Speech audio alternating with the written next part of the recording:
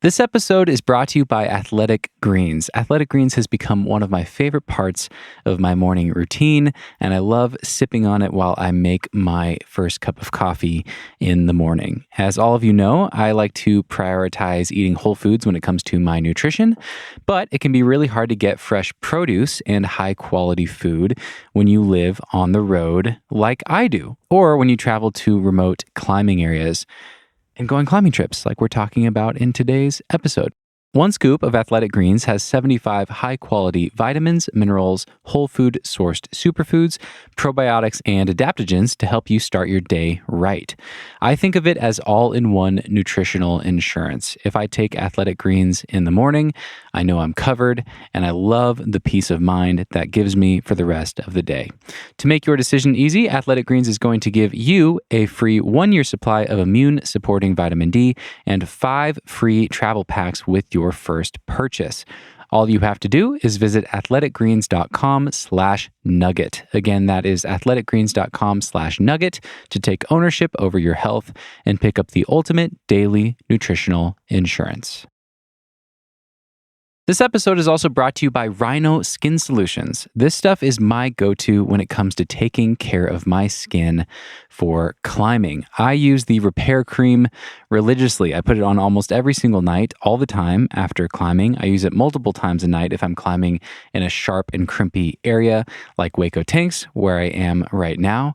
I'm finally recovering from my bicep tendon injury and am climbing again on the rock. And of course, my skin, my baby skin after being injured, is getting torn up by the sharp rock, and that is where Rhino Skin Solutions comes into play. It's a lifesaver. If you want to level up your skin game, head over to rhinoskinsolutions.com to check out their great line of products and enter code NUGGET at checkout for 20% off your next order. That's rhinoskinsolutions.com. Use code NUGGET at checkout for 20% off your next order. And if you want to learn more about how to use Rhino products, I recorded an episode with the founder, Justin Brown, who's a friend of mine, way back in episode 22 of The Nugget. So you can check that out to learn more. One final time, rhinoskinsolutions.com to check out their products. Use code NUGGET at checkout for 20% off the best skincare products in the game.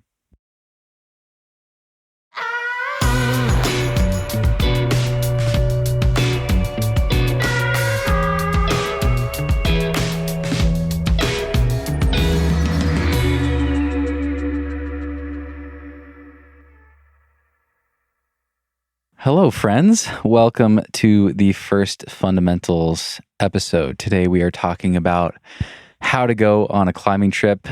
Jesse, what was the very first climbing trip you ever went on? Oh, I think like the very first climbing trip I ever went on was like maybe to Smith Rock with like the outdoor club at the college I went to. In probably August or something. Terrible. Not super notable. But the one that sprang to mind when we were talking about this was I went to Thailand quite a long time ago. I'd only been climbing for a couple of years.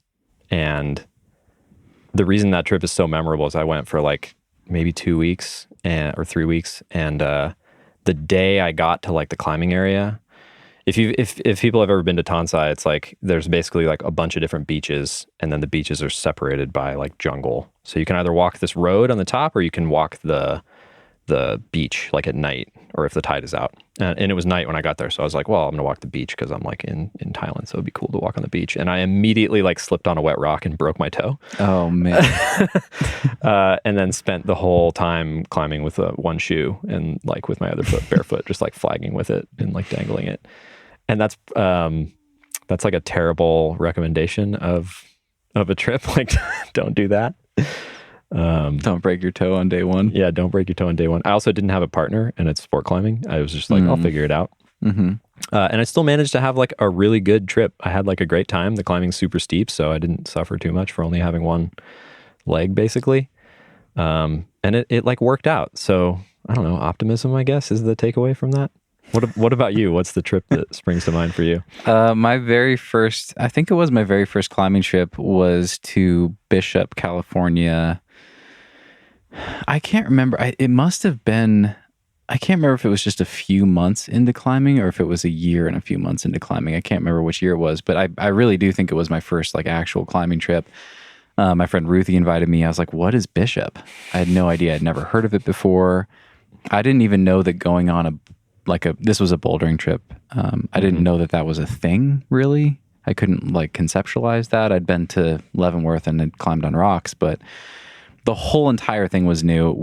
There's like 5 of us packed into Ruthie's parents' minivan. We broke it's like an epic journey from Bellingham down to Bishop. It would turn into like a 24-hour drive or something through the night. And we broke multiple sets of chains, and we're like making up like rap beats to the sound of the chains hitting the wheel well, like. Yeah. How long was it? A week? It was spring. It was winter break, so it was probably like 10 days. Okay. And then we got home in time for Christmas, sort of thing. That's almost worth that drive. Yeah. 24-hour drive. I don't know if I'd do it now, but we were but it was so much fun. I mean, as far as like the climbing trip is, it was a total shit show, like in basically every way. But it's one of the most memorable trips I've been on, and I fell in love with rock climbing in a completely different way through that journey, through that trip. So yeah, a total failure as far as like executing the climbing goes. And that doesn't matter at all when I look back at it. You know what I mean? Totally. Yeah, I feel like maybe the commonality between our two stories is like your first few trips are often kind of a mess. It's not. It's like not unusual.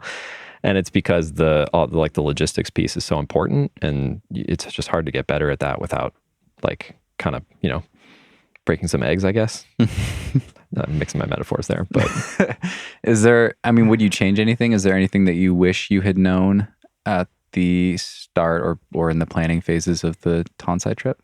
Well, 2 years later, I went back with a partner, with like my partner at the time. So that worked out a lot better. I didn't have to like bum belays off the beach, and I didn't break my toe. So, it's funny because the toe thing is like less of a climbing decision and more of just like a generally make good decisions, like don't walk on a dark, wet beach in a foreign country.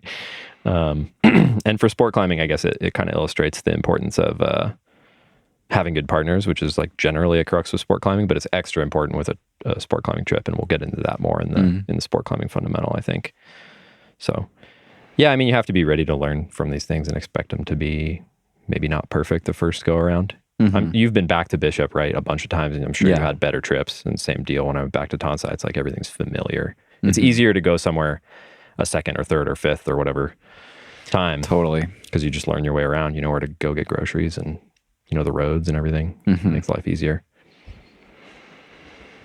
Yeah, totally. Yeah, I've been back to Bishop many times. I've taken a lot, I've corrected a lot of things from that first trip, but I don't think I would change anything.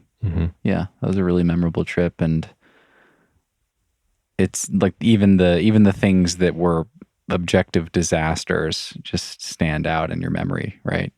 It's like you take the good with the bad, I guess. Like it is kind of a mess, but also the first time that you're in the buttermilks at sunset and it's like really the light show, like you never forget that. We were just there not too long ago, and sunset was great and everything, but it was like halfway over and I was like, all right, let's go. We got to get dinner. Yeah. It's like not as special as it is the first time when you're just like suffering in your cotton sweatshirt, and you're just like, I probably should have brought some other clothes, but the sunset's incredible. Right. Yeah. For context for people, I think the hardest thing I climbed on that first trip was V3, maybe like King Tut or Funky Tut or something like that. Hard. Yeah. No but I tried to climb harder than that, and I couldn't, and it didn't matter. It was so much fun. Okay, so we are going to cover some of our top tips, things that we have learned about going on a climbing trip, and then we're going to talk about some pitfalls that we either have experienced ourselves or see in other climbers, and then wrap up with a summary, our number one tip to take away. Okay. Does that sound good? Yep. Did I miss anything? It sounds good. Let's start with your tips. What are your tips for people when it comes to going on a climbing trip? And this could be people that have never been on a climbing trip and have been learning how to climb and training in the gym, or this could be for people who have relatively less experience going on climbing trips than people who travel and climb outside all the time. Right. And maybe you're still missing some of the things that you've learned over all these years and all these trips. Right. So I'll just kind of dive into my list here. And one of the big things that I was thinking about when I was taking notes for this is to set the tone for the trip early. So I kind of tried to make my tips here make sense for different lengths of trips. Tips and trips. So for a weekend trip or like a 2-3 day trip, setting the tone for me would be like open with a confidence builder kind of root or problem, and not like get in too deep, but like make sure that I'm going to like put something in the bank, because weekend trips are all about time management, basically, right? If you just like go straight to whatever your project is, that's probably all you're going to do. You're going to like run out of energy. There's very rarely a rest day in a weekend trip.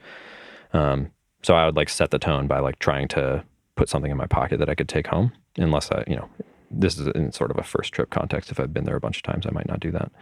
To be clear, so this is like picking a easier project that you can probably do. Yeah. And making sure you accomplish something before going to like the harder thing. If that's where you're... I mean, I like to think more in terms of like, maybe this is just because I've been climbing a while, but I think more in terms of like, what will I remember really fondly, And I kind of try to like do a classic more than worry about like the word project doesn't really spring to mind for me. And I do the same. We're here in Hueco. I do the same thing here all the time. It's like every day I want to do like one thing that I'll write in my logbook, and I like will remember what that problem is. I'm not going to like look at my logbook later and be like, what the hell is this? Like clown shoes left or whatever. Like, what the fuck is that? You know what I mean? Uh-huh. I'm going to remember at least one problem every day if I can. And same thing for this tip. It's like, just, pick something, put it in your pocket. Even if it's like, if this is a repeat trip, even if it's like repeating something that's like really high quality, I think that's worthwhile. But just set the tone for the trip. That's the general tip. And I have how that applies to the other lengths of trip too. And then I'll maybe bounce it back to you. Okay. So for a week trip, this is something I've given to a lot of people a lot of clients that I work with, and a lot of like people I've consulted with, and people don't like it, but it works really well, I think. For a week trip, always rest the second day, full rest. Like you can go out to the climbing, you can look at the climbing, but don't start your trip with 2 days on. Very, very hard to do, especially if you've never been to that place before, but so worth it, because if you dig the hole of your skin and your energy too low on that second day, you're done for the week. Like your skin will never, if you get like a bunch of splits and flappers on like day 2, your skin will never claw its way back for the whole week. Yeah. So always rest that second day. I've even gone on trips where I rest the second day and then I take like a light day on the third day. And that's pretty good, because then like you can pretty much go hard for the rest of the week, depending on, how old you are and everything. That's a great one. Yeah. Yeah, it works so well. If you can just, basically it's all about holding the psych back. That's yeah, totally. No, it's funny. I'm immediately thinking like, wow, the most successful week of climbing I've ever had was, and I won't get into it because I want to share this when we talk about bouldering in another episode, but was this week in Bishop that I had in 2017. And I did that involuntarily because it rained on the second day. I had like this amazing first day and I was so psyched. Yeah. And then it rained on day 2, and I just hiked up to the boulders and looked at the project I was going to try on the third day, and just, cemented the holds in my mind and visualized them and just carried all that psych with me into the third day. And it just kept rolling from there. But yeah, I think patience in general is so like underrated an aspect of elite performers. And this whole setting the tone tip, I think patience is a big part of it. So on a longer trip, I think what that looks like is if you're somewhere for like a month or like 6 weeks, your first week, or if it's longer, maybe even your first like 2 weeks, should really just be about like getting acclimated, like getting your groceries and figuring out where you get your water and like learning your way around. Like we're in Hueco, and like this place is a freaking maze. And a lot of the time you have a guide, But if you're on north where you're guiding yourself, like there's a lot of little nooks and crannies. It's pretty easy to take a bad way to something and be like blasted for the day kind of. Right, like pushing 3 crash pads through like a gnarly tunnel or something. Yeah, exactly. When you could have just gone around. Or like how many times have you like hiked up a huge slab here and then you like look down and the boulder you're trying to go to is like 100 yards off to your left, like on the next tier down, and you're like, cool, I'm just going to turn around and walk back down that slab I went up. So yeah, spend like the first week just kind of learning your way around. And I think it's important, like you mentioned this, to make contact with your projects. Definitely go put your eyes on them, you know, learn the landing, learn the aspect, get used to it, maybe touch the holds if you can touch them, but don't necessarily feel like you have to try it yet. You're going to be like, you're still on the up in that first week or two, you know, and you're going to be better later. So, you know, it's not the end of the world if you try them, but I try to hold back a little bit. What is, when you're acclimating for that first week or two on a longer trip, what does your climbing look like? So again, I chase classics for sure. And I try to learn like good warm-up areas. So Hueco is stacked with good warm-up areas. So I actually love, like, if I find a little cluster in the guidebook of like high star, easy things, I'll go there and I'll get them all dialed. And then like when you come back on your project day, there's like no question at all. You just like hammer out the warm-ups because you know them all. And I mean, like, obviously, you know, we both can climb V3 really easily, but still like having no questions, knowing like which parts of the holds are sharp will cut you, like knowing where to top out and where to down climb, that stuff all like speeds up your day and it makes you a lot more confident. So I'll definitely try to do that stuff in my first couple weeks. And then skin conditioning is probably the bulk of the rest of it. So I like to like let my outdoor skin kind of come in, and that takes, you know, 10 days or something. Yeah. For me, so.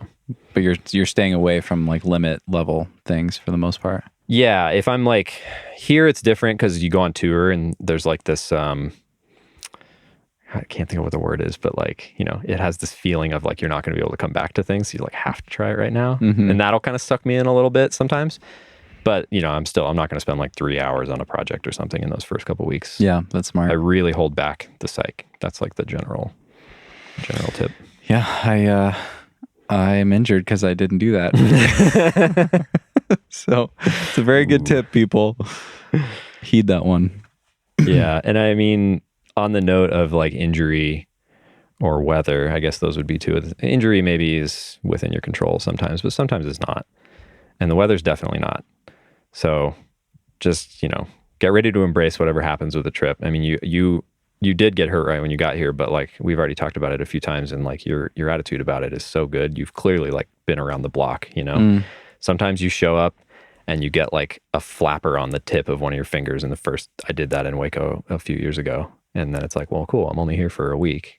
So I'll just be taping that tip for the entire week, you know, but that's happening. It's like classic stoicism, you know? Right. Okay, that happened. Just now move on. What? Yeah, exactly. Yeah. Just move on. Do the best you can with what you got. And same with the weather. Sometimes you show up and the weather just turns for the worse, and you just have the best trip you can, basically. Yeah. Is it my turn? Yeah. Do you want to bounce back and forth, or do you want me to just rattle them out? Yeah, I'll jump in because that actually feeds into that's really closely tied to my first tip, which is the number one for me, which is be open. And of course it depends. Like if you've been climbing for a long time, if you've been to an area a number of times, for me, then it starts to make sense to have like a specific agenda with an area. Like I want to go back here for a month and try to take down this project, you know, or for a week or however long you have. I know we're lucky to be able to spend so much time in these areas climbing. But yeah, be open, especially if you're new to outdoor climbing. If this is one of your earlier trips or your first trip, you know, it happens so often, and it's great. Like you buy the guidebook, you read through the guidebook, and you put like 100 climbs on your to-do list. You know, you're like, I'm going to do this, and they're all like the hardest things you've ever climbed, and they're all like these amazing classics. That's great. Like have eyes bigger than your stomach, be really psyched, but also try to be really open to the experience, the entire experience of the trip, and what that's all the amazing, enriching things that can come out of it that are not about the climbing, or not just about the climbing. Totally. Yeah. You know, you might be totally surprised. Like the things that you thought you'd be psyched on might be too hard, or they might be really far away from where your friends want to climb, or et cetera, et cetera. There might be, your trip could go in so many different directions, and those could all be amazing directions. Just be open to having a lot of new experiences and being shaped by the experience of the trip rather than trying to hold on to control. Yeah. Yeah. I think that's really important. I think in my climbing adolescence, I was like super focused on what climbs I was going to do. But when I think back to those trips, that's rarely the first image that like springs to mind. I went to Rocklands a few years ago, and like when I just say the word Rocklands, like a boulder doesn't pop into my mind necessarily before like sunsets and like getting chased away from a boulder by baboons and like shit like that, That's the stuff. That's really the reason that I do it, even though I love climbing the boulders too. And I mean, those images pop up too, but they're not the first thing that I think of. I usually think of the other stuff. Totally. Like that first experience for me in going to Bishop for the first time, I think I had climbed maybe V3 or 4 in the gym and was really hoping to climb V4 outside because I don't think I had yet, and had like a very strong number goal going into that trip. And I mean, like we were talking about a second ago, I have a hard time even remembering what I climbed on that trip. I don't have memories seared into my brain about specific climbs that I did. What I do remember is the epic trip down there in the van and all the funny games that we played to stay sane, going to the hot springs and soaking in the hot springs outside under the stars. Definitely. And going to Shat's Bakery and getting like day old pastries and stuff for like $3. And I've grown up a lot. Like I probably wouldn't go back and live off of day old pastries from Shat's now, but I'm so glad I did that. That was so fun and so memorable. And that first trip, like I fell in love with what the climbing lifestyle could be. Yeah. As much as I fell in love with rock climbing, it was like, whoa, this is cool. This is really fun. I could do more of this, if I continue to choose to prioritize it. Yeah. So that's awesome. That's my number one. Should I keep going? Should I add a couple more? Yeah. Do another one. My number 2 is climb some easy things. I think that gets missed sometimes, especially if you're someone who has climbed in a gym a lot and has gotten quite strong. And now you're finally going on a climbing trip. It's really tempting to just go after the hard thing that you want to do. And that's great if that's where your psyche is at.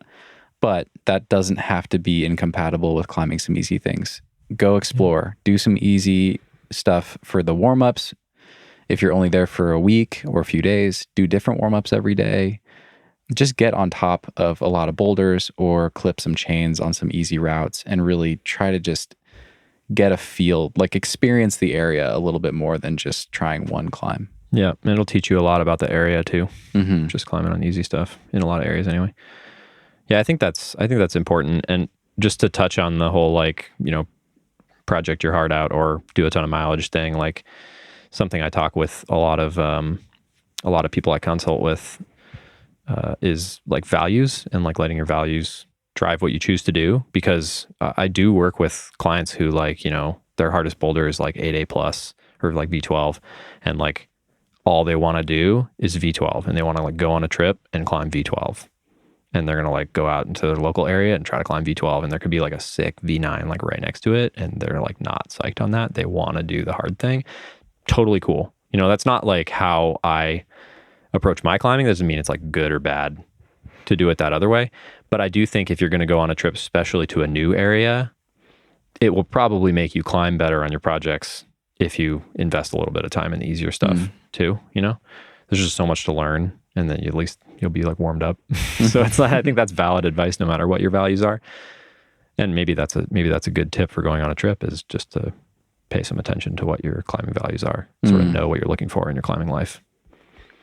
Yeah, that's a great tip for all of us. Yeah, that's a hard thing to answer if you're on your first climbing trip. That's a deep life tip right there. No doubt. A deep life question to ask. Yeah, I try to bring the philosophy to the podcast. I know you do. That's why you're here.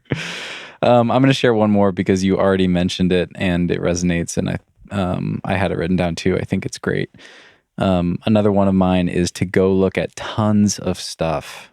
You don't have to try it all. You don't have to climb on everything. But if you're on a week trip, you could, if you have to work, then that's one thing. But if you're choosing between just sitting in the coffee shop on a rest day and like playing checkers or something versus, being active, just at least a couple of those extra rest days, just go hike around and look at tons and tons of potential areas, climbs, just really get your eyes on the place that you've gone out of your way to go visit and really get a good sample of that. It's just so fun. It's so exciting.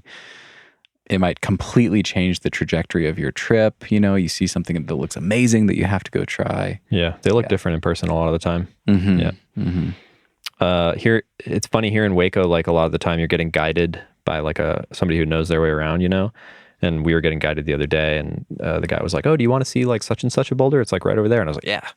And we like drop our pads and run over. And then later he's like, "Do you want to go look at this thing? It's like right over there." And I was like, "Yeah. Show me that thing." He's like, "You like this, huh?" And I'm like, "Oh yeah, dude. Like, I haven't climbed all the boulders, and I'll never climb all the boulders, but like, damn, I'm gonna look at all the boulders. I'm for sure. I'm gonna try to like look at more boulders than anybody else if I possibly can." Because I've reached that point in my life where I know I'm not going to climb them all, right? Yeah. There's like an opportunity cost. So I really want to know like what are the sickest ones and how do I get to them, It's valuable data. Totally. Should we go back to you? Yeah. So my next one is minimize the decisions that you have to make right after climbing. So when you're on a trip, depending on where you are and how hard you're going, most of the time people like finish climbing and they're like wrecked, especially if it's like a weekend trip. So if you're going on a really short trip, like you need to have your food situation, your water situation, I guess your beer situation, if you're into that, whatever it is, you need to have all that stuff like figured out before you go climbing. Don't be like rolling back to the campsite at like 8:30 and like rummaging around in a bin for like a ramen packet, At least like know that you're going to make ramen tonight and like have it ready to go. And when I used to go on weekend trips, I would always try to food prep so that my meals were just like dump it in a pan, heat it up, and this is like when I was camping, just make it really easy on yourself. Or like make a plan with your friends to like go out after climbing, whatever it is, but have that stuff figured out. Like if you can avoid it, always have your like campsite or whatever, like locked down. Don't like go climbing and then try to find a place to camp. That is a nightmare. Yeah. Just anything you can do to make your life easy after climbing is going to make you recover better and you're going to climb better the next day. And the same is basically true of like breakfast in the morning, or whatever you need to do in the morning before you go climbing. Like just try to have all that stuff figured out. So I guess kind of related to that is my note that I wrote is try to avoid survival mode, which is like, I don't know. I guess the anecdote that springs to mind is like, have you ever known people who are in Bishop and they're like up in the buttermilks and they like have a flat or they like ran out of water or something, or they're like, they're like stranded up there and they're like trying to get signal so they can like call their friends and be like, please like bring me some water and some food. I'm like trapped in the milks. Try to avoid doing that. Have some extra water in your car. Like, I feel like I talked about this when I was on the main podcast, but like, general, a little bit of Boy Scout, be preparedness will go a long way on a climbing trip. So yeah, don't be that guy that gets stranded in the buttermilks. Yeah. I mean, it's funny. I'm like hearing you. I don't know why I feel like playing devil's advocate right now, but no, do it. That's why we're here. But those yes, try not to have like epics, I guess. Try not to have epics. But also epics are so fun. Especially when you're in your 20s, Yeah. You're like, wow, that was a shit show, but we're going to remember it. And we all like survived together, Well, like me breaking my toe in Thailand is a great example of like an avoidable mistake. But yeah, once it happens, it's true. You kind of embrace it and like run with it and everything. But like do what you can to avoid it. Yeah. Okay. do your due diligence, You want it to be a climbing trip, not like a survival, like backpacking kind of thing, like one of those reality TV shows where people are like eating squirrels or whatever. Don't do that. Awesome. I have one more. How are you doing on tips? I have one more, but it's kind of a repeat of something you said, so I think you should do yours. Okay. Mine, and I'll just say it and then I'll talk about how it relates to my own brain. But my last tip is to measure the success of the trip in experiences and not in sends. Especially early on.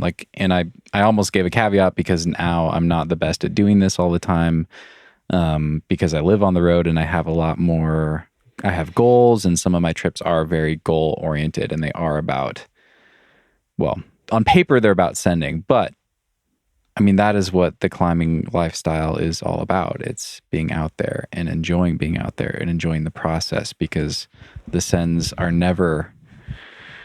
they're never enough. They never come often enough. They never, fill you up long enough. Yeah.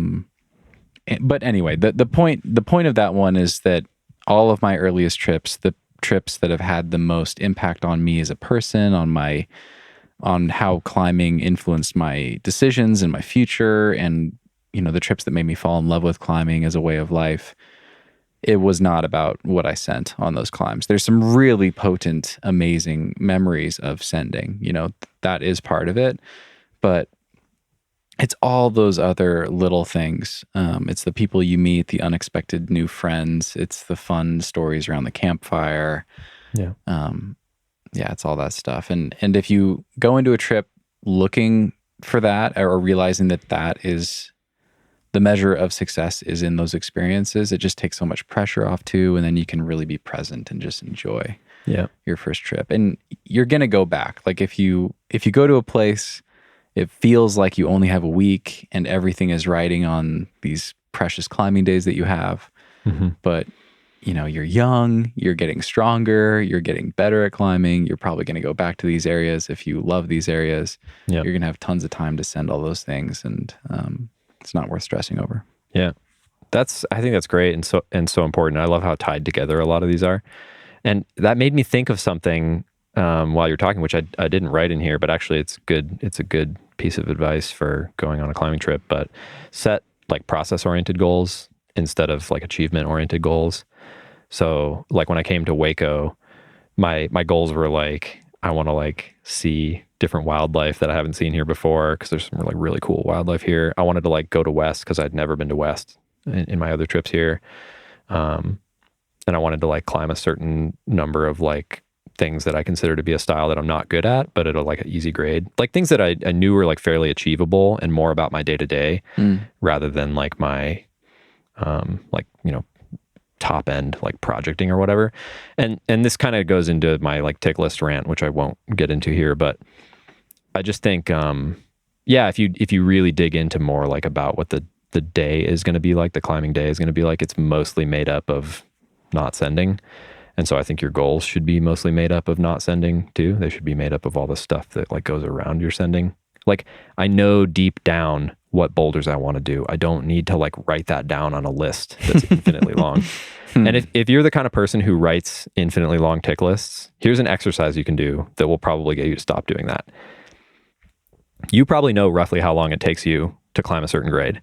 So take your tick list that you've made for this place and multiply each of the things on the list based on the grade by how many days, climbing days it takes you to do that grade. And do that for the whole list and see how many climbing days you need to do all those things you put on that tick list. It's going to stretch like into oblivion. It's just not like, just scrap the list, follow your intuition. Like deep down the ones that you want to do. You don't need to make a list, I respect making a list. I've done that a million times on trips and stuff. But these days I'm just like, you know what? Like I know what I want to do. It's in there. I don't need to stress myself out by like making it. I know I like to have a chalkboard like you have a chalkboard too. Well, now my chalkboard just has all my PT exercises. Yeah. Well, usually it would have like your big things you want to do. And I do believe in writing that stuff down. But when it comes to trips, I don't really believe in making like a firm tick list necessarily. Yeah. And that leaves more room for, like you said, be open. That leaves more room for you to sort of be like, whoa, what is this thing? I'm going to try it. It's not on my list, but it looks fucking cool. I'm going to try it. There's more space for that if you're not like, shit, I got to save energy because I have to do like Narnar, whatever other thing over in the other place. Yeah. It's interesting. Have you had a trip where you had a really specific objective or list of climbs you wanted to do and actually done those climbs and actually had a great experience, a great trip? I can think of one. I've had one where I went into the trip, and it's that same Bishop trip. I had very clear goals. I accomplished all the goals and more, had the best time, and it was amazing. And that was absolutely the outlier. Like all of my other climbing trips have been like, I thought I wanted to do this, but then I totally pivoted because of the weather, or I totally pivoted because of the psych, or because of my fitness level, or what, yada, yada, yada. And a lot of my favorite trips that I think back on were total pivots from what I had intended going into them. You kind of rolled with it. Yeah. I think that speaks to how complicated it is to climb well on a trip, because I haven't had a trip where I like did everything that I wanted to do. And it's like that whole eyes are bigger than your stomach thing, like you mentioned. For sure, my tick lists were always just like, majestic in their proportion. And I have had seasons where I've done everything that I wanted to do, or like years where I've done everything I wanted to do at home, but not on a climbing trip. I think on a climbing trip, I historically have like kind of gone above and beyond. Now I'm getting smarter, because here I am in Hueco for 6 weeks, and like I think I've already checked off all my process goals that I made. So now I'm like open to like trying really hard stuff. Sweet. Hopefully. Right. And I don't need like a list to tell me what that is. Like I've been here for a few weeks. I know what I want to do. So that's great. Yeah. If you can make that list of goals and it's so perfectly calibrated that you tick off every one, like, yeah, go for it.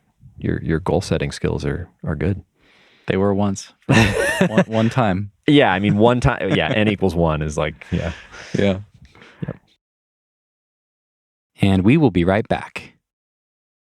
This episode is brought to you by Petzl. I have been using Petzl harnesses, quickdraws, and belay devices for more than a decade.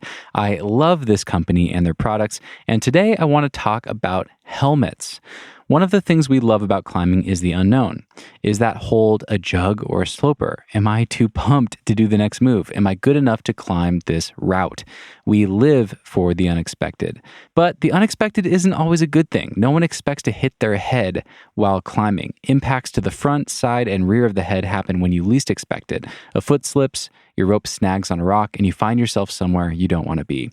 That's why Petzl goes above and beyond UIAA and CE helmet standards to give you an extra level of protection on the top and side of their helmets. Top and side protection comes standard in their entire helmet lineup. So whether you are in the mountains or at the crag, you can experience the difference with Petzl. You can learn more and shop for Petzl helmets at your local climbing shop or online at Petzl.com. Again, shop for Petzl helmets at your local climbing shop or online at Petzl.com. Experience the difference with Petzl. And now, back to the show. I hope what we've been sharing, I realize that I'm kind of like looking through the lens of a bouldering trip because that was my first climbing trip. I hope that what we've been sharing, I think most of it is totally applicable to any kind of trip, a trad climbing trip. Yeah. We'll get into the weeds a little bit more about them too. Yeah. Well, not about trad. Right. Sorry, do that. Sorry, trad climbers. You can have somebody better than me on for that. Okay. Should we move on to pitfalls? Yeah, I think we should. Yeah. I have 3 good ones. Me too. Go for it. Okay. So my first major pitfall with trips is when people recommend climbs to you, keep in mind that people almost always recommend the things that they had good experiences on. Oh, that's such a good one. Not things that are like objectively good. Uh-huh. So learn your way around other people and their recommendations. If you have like close friends and you like have talked to them about a lot of different climbs, you're going to start to learn over time like what they're like when they recommend stuff. But if you're going somewhere and you just like stop at the taco shop or whatever and some guy's like, oh yeah, you got to do like such and such a thing, and you're like lugging your pads to the ass end of the universe to try this thing, and you get there and it's like much less than you expected. Well, yeah, that guy probably like flashed it and it was like his first flash of the grade or something, so he just thinks that problem or route or whatever is like really good. But it's just a random climb. Like, be careful how much you let other people's expectations tinge your reality. Yeah, that's a really good one. That's really good. The first place my mind jumped was the first time I went to the Red River Gorge.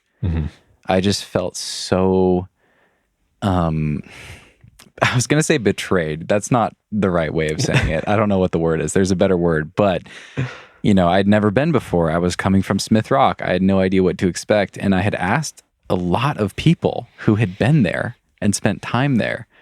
And I just felt like they completely mischaracterized the red and what made the red challenging. It was the whole like biggest jugs you'll ever fall off, just train like ruthless jug fitness, Yeah. And there is truth to that. Like you can find that experience at the red, but I went there and felt like I should have been doing a bunch of steep bouldering. Like my finger strength and my power were way too low for the cruxes. You still got to try hard. You still have to try hard. Yeah. I was like, this is burly. I did that exact same thing training for Hueco 3 years ago. I like did too much power endurance. And then I got here and the stuff that I wanted to try, I was like, shit, I can't do the crux of this problem. I could do the top like 4 times in a row, like a 4x4, because that's like what I did. But I like can't do the hard part in the middle. Like, oh, cool, trip's over. Right, because people are like, oh, long pumpy roofs. But yeah, there are those things here, but that's not the median and it's climbing experience. Neither here nor there, I guess, but like we've said all these things about like going on a climbing trip and we haven't talked about training like at all. That's like a whole separate subject, right? Right. This is all just the logistics and the process and stuff. Training for a trip is so hard. No, that is a good point. I think it's I wonder what you would think about this. I feel like it's almost not even worth trying to train specifically for your trip if you've never been there before, or if you haven't been on very many climbing trips in general. Well, I mean, yes and no. I think there's a selection bias or an availability bias or something there, because you did have skills going into the red from like red pointing at Smith. Like you knew how to clip bolts and how to hang dog and how to like do all this, navigate the world of projecting a sport climb. Right. And that's not training, but it is training. You know what I mean? Sure. So you're going to generally know what you're up against. And like one thing that I did do right in that Hueco trip a few years ago is I spent a lot of time climbing on a steep roof, right? So yeah, I couldn't do like my absolute limit projects, but I did like beast out a bunch of like longer stuff and like flash some like super long roof problems and stuff. So like the endurance still helped. But yeah, you're never going to get it like 100% right. Right. Maybe just keep that in mind. You're never going to get it 100% right the first time. And actually, you know what? I'll let you do 2 in a row, but I'm going to say my second one right now because it like is really tied into that. That's great. I'm just going to cut you off. My number 2 pitfall is don't train right up until the trip, and don't try to cram your training in like last second. It's not an exam that you can like cram for the night before, right? So, and I guess the positive way to spin this would be show up rested. Like if you're a week before a 1-week trip, the best thing you can do is just rest. You're not going to like gain an acre of endurance in a week. Maybe you could like try to climb at the angle that you're going to climb on, or you could try to like, if you're going on a sport climbing trip and you haven't been sport climbing, you should definitely try to get on a rope in that week. You can do those tactical things, but like I see so many people who are like just busting their ass in the gym, or I used to when I used to climb in the gym more, and I'd be like, what are you doing? They're like, oh, I'm leaving for Bishop like Saturday, and it's like Thursday, and they're like doing laps on a board. I'm like, dude, I'd be like on the couch. Like, well, you have like 10 hours of driving between you and this trip. Yeah. And you're going to try to recover from your board session, like on that 10-hour drive. That's your plan. Like, no, it's better to do less and like show up recovered. Yeah, totally. I think, I don't know where I heard this or if I don't know where I heard this, but I think something that I've done that's worked well for me, if I'm training up to a trip specifically, let's say I have like a 8-week training block and then the trip, I'll taper for the last 2 weeks. The second to last week will be like a 2/3 volume, like 66%, whatever, roughly. And then the final week will be like 33%, like a 1/3 volume of what I was doing before. So that might be like, if I'm training, I'm just making this up, so the math's probably not going to work out. But if I'm training 4 or 5 days a week, doing something on 4 or 5 days, my second to last week might be like 2 days or like 3 short sessions. My last week might be literally 1 session. That's a long taper. Or 2 really short sessions. I guess it really does depend on like what you're training. And I don't want to go like too far into the minutia, but I would say that's a pretty long taper. So you should be feeling like pretty damn good. And then the intensity is like still pretty high. So I'm keeping the intensity high, session volumes really low. And this would be, I'm thinking again of like a bouldering trip for that. But one thing that I've done a lot as a taper, I know we're like way in the weeds, but is I always climb outside pretty much all the time. Especially when I was living in Bend, and you can always climb outside year round. So like at least once a week I'm going outside. And during my tapers, often what I'll do is I'll just like cut my training out and keep climbing outside. And I won't add more days outside, you know, but so I'm going outside like 1 day a week or 2 days. You're not replacing the training with more. Yeah. Yeah. And then like you're still getting your skin conditioning. You're still like enjoying nature, yada, yada, and like moving over stone and all that stuff. But your volume is like way lower. So you start to naturally kind of taper. And I get to like do the part that's the most fun anyway. So yeah, so you should do some pitfalls. We spun out there. Okay. We already talked about this in the process of sharing our tips, but one of the biggest pitfalls I think I've seen in other climbers, this is something I've done myself, spending the entire trip on one climb. Especially if it's your first time somewhere. Just try other stuff, explore other stuff, at least go look at a lot of other stuff. It's that same thing we've been talking about. What? One-itis. And I mean, if your ambition, if your like passion is this one climb, that's fine. But you know, at the end of the day, when you can't give quality tries on it anymore, see what else is around, do something, or as part of the warm-up, do something that's cool, that's new. I think there's a lot of value in that, and you'll remember those little highlights like that. That will really fill out the feeling, the experience of the trip. Second pitfall, and I think actually this is probably relevant for any length of trip. Second pitfall is climbing way too much. You know, for whatever reason, I think most people are pretty good if you've been climbing for a while at, you kind of learn what's sustainable for you, and you kind of have like a rhythm that's working, hopefully. And then for whatever reason, we think that we can go on a climbing trip and triple that. Right. You know, I've been training 3 days a week for a couple hours in the gym. And now I'm in Bishop and I'm going to climb 5 days in a row for 8 hours every day. Exactly. Why is my skin all wrecked? Yeah, totally. And there's a reason we all do it. We all do it. It's so much fun. You're there. You want to take advantage of the great weather and the great place and whatever. And that's great. But that is such an easy pitfall to fall into. And I mean, the worst case is you come out of the trip totally injured. I've done that. Yeah. And yeah, I don't know. I mean, there's kind of like, I don't know if hacks is fair to say, but there's almost like little hacks that you can do. Like I've already talked about this a lot in this conversation, but going and looking at stuff, like one of the best ways to not overclimb is to sit down, take off your climbing shoes, and go walk around and look at cool stuff, you know? Just go on a walk, look at other climbs, look at other routes, look at other boulders, whatever. You don't have to touch them all right this second. And be genuinely interested in other people's climbing. That will great. eat so much time. Yeah. Which makes it sound not very altruistic when I put it that way.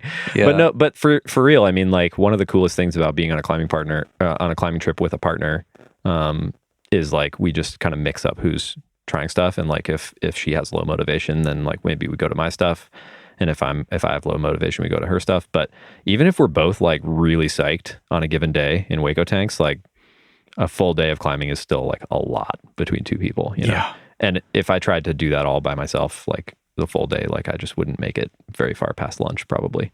I mean, and then part of that's just because Hueco's Hueco. But yeah, I think that's a really good point. And it's one of those things that maybe it's just you have to like do it a few times. Yeah. And like kind of learn the lesson. I mean, maybe that's the point of fundamentals, is for us to kind of like, maybe we can shortcut people a little bit, but sometimes you just have to like be there at the end of the day and just be like, oh my God, like why did I go to that 4th, 5th, and 6th thing? Right. I like should have stopped, you know? Well, lesson learned. It's hard. It's really hard. Yeah. I'll add like kind of an add-on to that point, climbing way too much. It's, you know, if you're there for a week, it's okay to treat a trip like a performance peak and kind of burn it down a little bit, you know? Like it's okay to climb at an unsustainable rate that you can't sustain the rest of the year. That's fine. Like that's fine. That's what you're training for. Normal. That's what the trip is all about. But just be aware that that's what you're doing. So on the other side of the trip, this is something that I've screwed up so many times, is not respecting what I just put my body through and what I put my fingers through. And, you know, like the best trip of my life, I came out of it injured because I trained and then had this amazing week of, you know, 5 out of 7 days of climbing and sent a ton of stuff. And then didn't respect that was like, you know, me going to like my own little personal Olympics and peaking. And then I needed to chill the fuck out after that. Right. I should have taken 3 weeks off and just relaxed and then like slowly eased back into training and climbing. Yeah. But instead I like came out of that trip thinking, I've done it. I've leveled up. I'm awesome now. You know, I can just climb V10 whenever I want. Go try the next hardest thing. Totally. Yeah. And then I actually, you know, the finger, it was a finger injury. It wasn't that bad coming out of the trip, and then I made it way, way worse when I got home. Yeah, if you average out the sends that you got in your trip, you know, if you're like, whoa, I climbed like however many hard things in a week, like that seems really sick. But actually, it's like you should be averaging it out, including all the time you spent training for the trip. That's a great point. On the other end, all the time you spent recovering from the trip. Totally. So if you thrash yourself so hard on the trip, then yeah, if you're flying across the world to go to South Africa, then it's, worth it. When I came back from South Africa, I was like a melted puddle of like sinew. Or if you have like a, you know, if you have a 9 to 5, like I had at the time where I had like 2 weeks of vacation a year and I wasn't allowed to take them both at once. Yeah. And so I had 2 1-week trips a year. Yeah. Then like, you're going to go hard and make it count. But just like what debt are you willing to take on basically? Like a week of rest debt, like 3 weeks of rest debt, or you get like an injury and you have like, 3 months of debt, you know? We were talking about this the other day, but I think it's really helpful to think about that in the context of like what all the other sports do, like what everyone except for climbers does. You know, gymnasts, actually, I don't know what gymnasts do. I shouldn't speak about that, but any conventional sport, a marathon, you know, football players, basketball players, whatever, when they finish the playoffs or their big race or whatever it is, they chill afterwards. They chill for a while. And then their introduction back to the sport or to training is really gentle, and they progress it slowly, and they kind of build back up the foundation and hit on those things that keep your body happy and healthy and working well, that have been kind of neglected in the name of performance. Yeah. I think a lot of this kind of general stuff is more apt for like a week or a month, because like a lot of weekend trips, you're kind of like going back out the next weekend is like a pretty standard thing. But I think those, you know, those you'll get in kind of a flow if you're doing that. You'll sort of learn your way around that versus like the more precious trips that you don't get to go on as often. Yeah, it's hard. The lens I think that I would choose to look at your last pitfall there of climbing too much is like, the recovery afterward is a problem, but also like within the trip, you know, there's a pace that you can sustain or like an intensity that you can sustain, and you will tank the end of the trip if you like overdo it. So it's pretty valuable to try to figure out what that intensity is and not like overdo it too early. You know, you can ruin a month trip in the first 3 days. You can ruin a week trip in the first day. You know, just keep that in mind, and just keep in mind like how much time you have. That's the hardest thing to think about when you're like trying some sick route. Yeah. But like keep in mind that you have more climbing ahead of you. Probably the best lens to look through that, and this is my third pitfall, is your skin. Like there is just no resource as precious on a climbing trip as skin. And if you wreck your skin, it's just like, it's like being in debt. It is like being in financial debt. You are just constantly clawing your way out, you know, and because you're trying to climb on not enough skin, and you just never get back to baseline, right? So if you can manage your skin well, chances are pretty good that you're managing like your energy and your recovery reasonably well too, unless you're just super gifted and you have like perfect skin, you know, which those people are out there.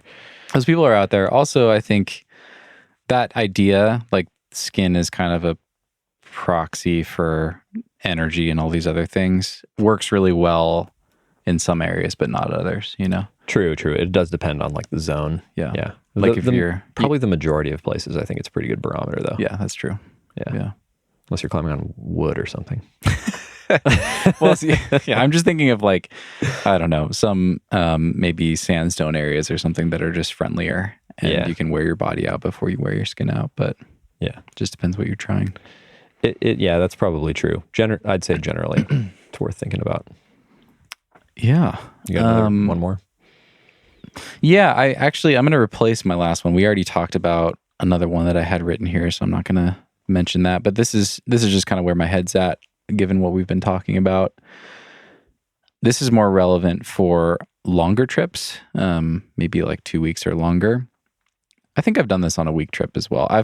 This is a mistake I've made time and time again for bouldering trips, for sport climbing trips, is not getting the intensity right. It's the point that you just made. You know, I have done this so many times where I feel torn between trying to do a hard thing that I'm psyched on or trying to do mileage so I can experience the area and do a lot of cool classics. Mm-hmm. And then I end up somewhere kind of in between where my whole trip is trying things that are pretty damn hard.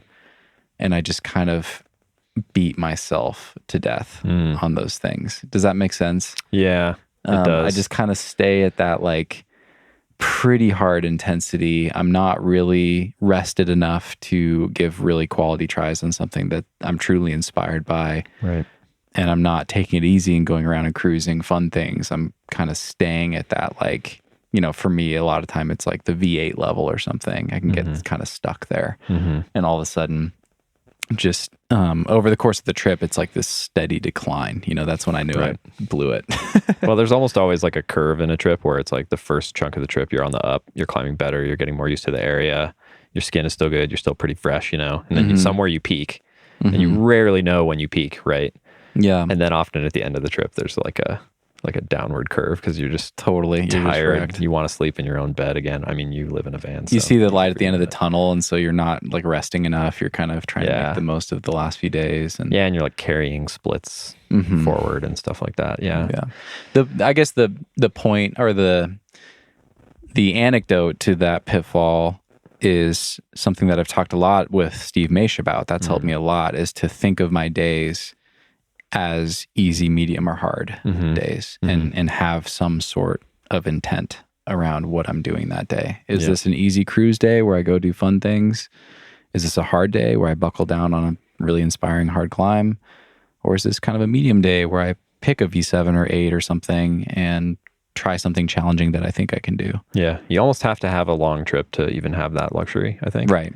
Like if you're going to on your first climbing trip, then there's a very good chance that every day is going to be a hard day. So if you're going on your first climbing trip and you even have the concept that you could have a medium day or an easy day, like that's awesome. And you should definitely give that a try. Most people will probably just be like, rage. I climb V4 in the gym, so hopefully I can climb like a V6 on this trip. That's like that's like what I expect. Hopefully I can climb these 10 V6s. Right.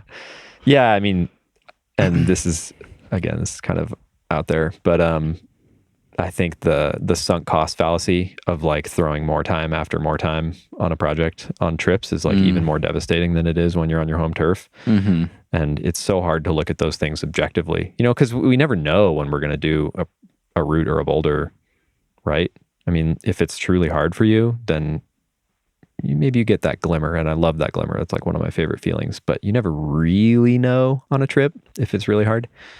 So it's hard to not just like kind of flounder and like, you know, maybe I'll spend a third day on it. I'll spend a fourth day on it. I'll spend a fifth day on it. And then your trip's over and you're like, shit, like, what did I do? But if you want the biscuit, then that's like what you got to do, I guess. Risk it for the biscuit. Yes, sir. All right. We're coming up on an hour. Should we wrap this thing up? Let's do it. How do we do that? Do you want, do we share our number one? Yeah. Our number one tip? Sure. And I'm going to change mine on at the buzzer. Great. Okay. So out of all the things that we've talked about, what do you want to leave people with? What should people take away? What's your number one? My number one tip for going on a climbing trip is to set the tone early in the trip. Because I think that if you do that right, it really makes a lot of the other stuff that we've been talking about work a lot better. You know, if you can find the right intensity, the right match of climbing and recovery, if you can like get your eyes on things and do all that stuff that we've talked about in the beginning, like that could be the first day or the first week, depending on how long your trip is, then I think that just sets you up for success. So set the tone early. What's Nice. yours? Mine is be open. It's okay to have goals. It's okay to have climbs you are inspired by and want to do, but especially if it's one of your first climbing trips, just be open. Be open to new experiences. Be open to trying things that you didn't think you would try, or being inspired by things that you didn't even know about beforehand. Yeah, just kind of be flexible. I mean, with that, there's like an implied mindfulness, you know, be aware of how you're feeling, how you're thinking about different climbs. Be mindful of your own climbing and how that's going, and whether or not the things that you thought you wanted to do are realistic or sound fun. Yeah. Now that you have a feel of the area. So yeah, that's just good advice for climbing in general. That's a fundamental right there. There we go. All right. Close it out. All right. Thank you guys for listening. I think that brings us to the end of chapter 1. And next time we'll be talking a lot more in depth about bouldering trips, specific tips and pitfalls, things that we've learned, things we wish we had known earlier when it comes to going on a bouldering trip and getting the most out of a bouldering trip. So yeah, would love to hear what you guys think of this. Hope it's helpful. Send us any feedback or questions. We'd love to hear it. And until next time, thanks for listening. See y'all.